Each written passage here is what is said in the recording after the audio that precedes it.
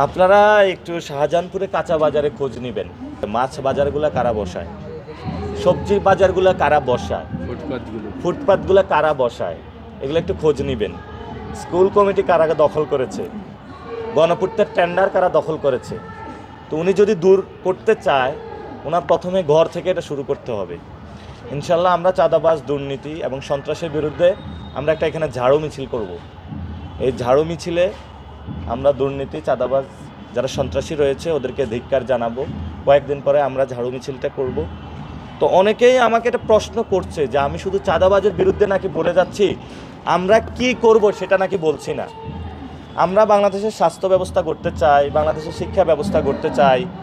আমরা নতুনভাবে ব্যবসায়িক যারা রয়েছে তাদের একটি সুন্দর ব্যবসার পরিবেশ করে দিতে চাই। এবং আমরা হলো যে রাজনৈতিক সংস্কৃতি যেটা চাঁদাবাজ, দুর্নীতি কেন্দ্রিক, সেটাকে বন্ধ করতে চাই। এবং আমরা এখানে যে গুম খুন হয়েছে সেগুলো বন্ধ করতে চাই।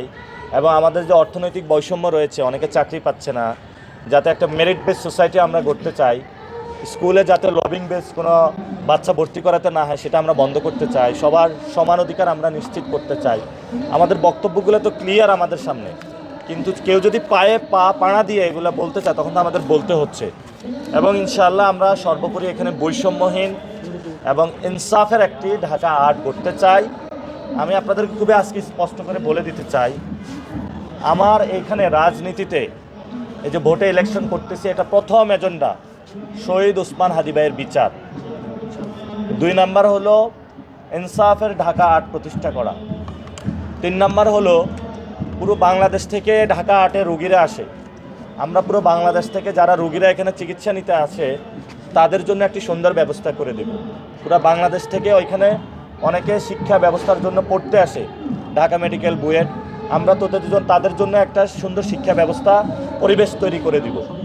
এখানে মতিঝিল রয়েছে ফাইন্যান্সিয়াল হাউস, আমরা এটাকে নতুনভাবে গড়ে তুলব যাতে বাংলাদেশে ফাইন্যান্সিয়াল হাউসগুলো নতুনভাবে গড়ে ওঠে এবং সুন্দর একটা স্ট্রাকচারের মধ্যে চলে আসে।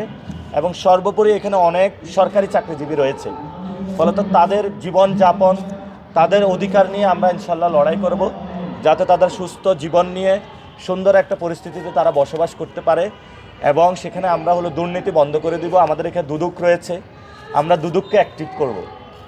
আমরা এখানে আর অনেকগুলো প্রতিষ্ঠান রয়েছে, বিভিন্ন প্রতিষ্ঠানে স্বায়ত্তশাসন দিব। আমরা এই কাজগুলো করব, আমরা এগুলো বলে এসেছি। সবাইকে ধন্যবাদ। আসসালামু আলাইকুম।